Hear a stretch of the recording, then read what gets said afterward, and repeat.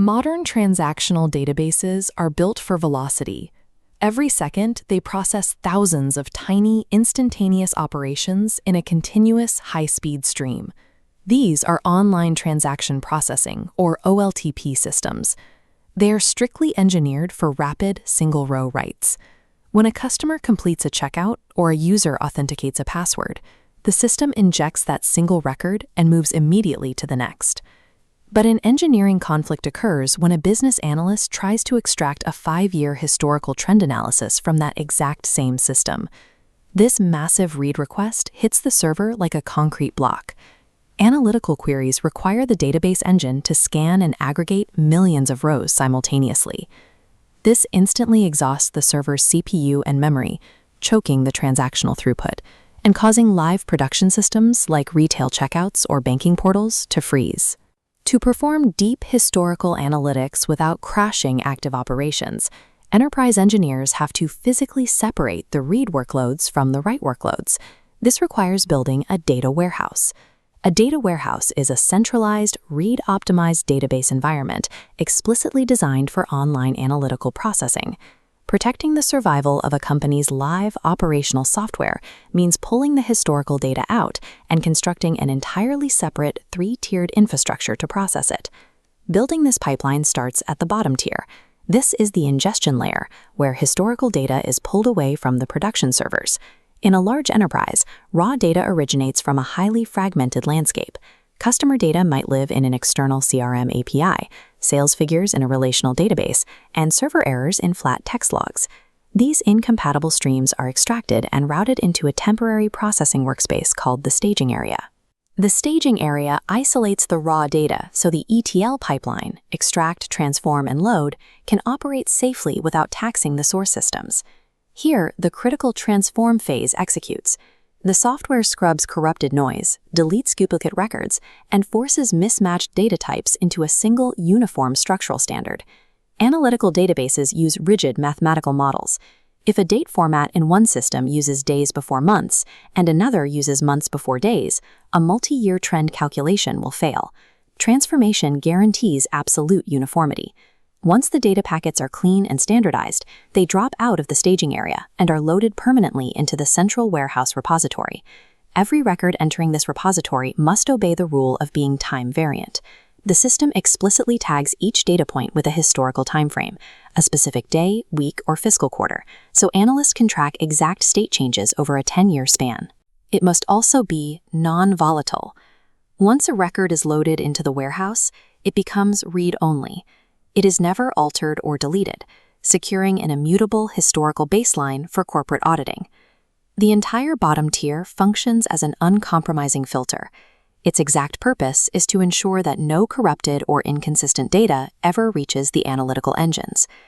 Inside the central warehouse repository, the data must be organized for rapid retrieval. Standard relational databases organize data in third normal form, spreading attributes across dozens of separate tables to avoid storing duplicate text. But when an analytical query attempts to read millions of rows, forcing the CPU to execute dozens of join commands will grind the processor to a halt. To solve this, data warehouses utilize a specific denormalized layout called the star schema. At the center sits the fact table.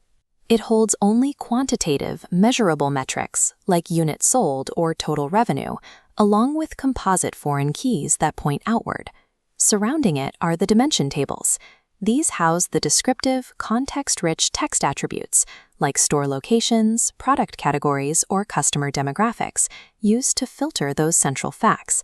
Notice that these dimension tables are intentionally denormalized. They gladly accept repetitive text strings. By keeping all descriptive attributes grouped together, the database can fetch the context for a metric in a single table hop. There is an alternative called the snowflake schema, which normalizes those outer dimensions into subtables to save hard drive space. However, repairing that scattered data during a query requires more joins, slowing down the read speed. The star schema accepts a larger storage footprint in exchange for raw query velocity, allowing the warehouse to scan millions of historical rows in seconds. Once the data is securely structured in the central repository, we move upward to the middle tier, the dedicated OLAP server infrastructure. Flat, two-dimensional relational tables are highly efficient for simple queries, but business analytics often demand overlapping variables simultaneously, like comparing total revenue across 5 geographic regions over 3 distinct product categories divided by fiscal quarters. To resolve this geometric complexity, the architecture deploys multidimensional OLAP servers, or MOLAP, which sit directly on top of the relational storage. The MOLAP server pulls data from the flat tables and structures it into a multidimensional array known as a data cube.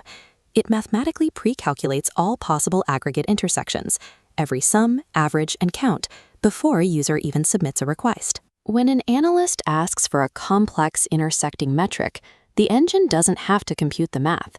It simply retrieves the answer waiting at that specific coordinate point in the cube. Some architectures utilize ROLAP, relational OLAP, which bypasses the cube entirely and dynamically translates analytical queries into complex SQL to run directly against the base tables. It saves storage space, but sacrifices the instant retrieval speed of the pre-computed cube. This tier also frequently deploys data marts. These are smaller, isolated subsets of the warehouse tailored specifically for individual departments. A finance data mart ensures the accounting team doesn't have to wade through irrelevant marketing metrics to run their quarterly reports. By shifting the heavy computational burden from the moment the user asks a question to the moment the data is originally loaded, the middle tier guarantees instant dashboard response times. That data finally arrives at the absolute peak of the system, the top tier, or presentation. This is the user interface. It replaces complex database environments with visual software tools, empowering business executives to run predictive data mining models and intricate what-if simulations without writing a single line of SQL. Pre-calculated metrics flow directly from the middle-tier cubes into business intelligence dashboards and reporting screens.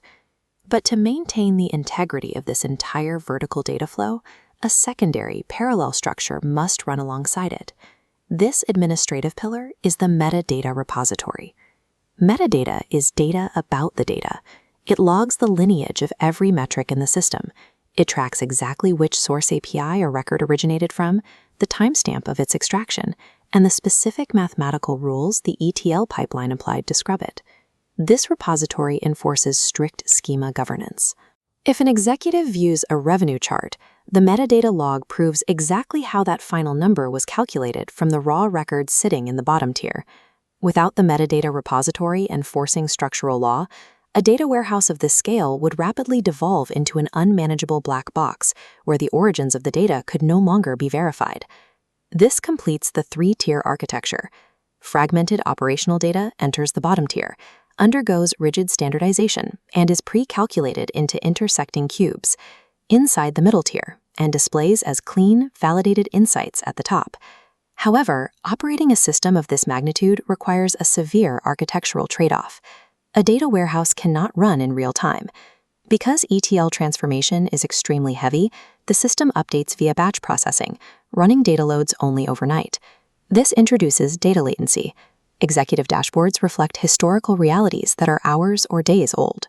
Furthermore, the architecture is highly rigid.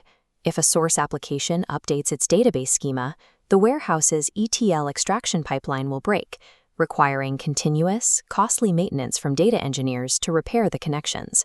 Despite the inherent data latency and the heavy engineering overhead, this exact design remains standard across major organizations. Decoupling analytical reads into a strict 3-tier warehouse is the only mathematically viable way to process decades of corporate history without bringing live operations to a complete standstill.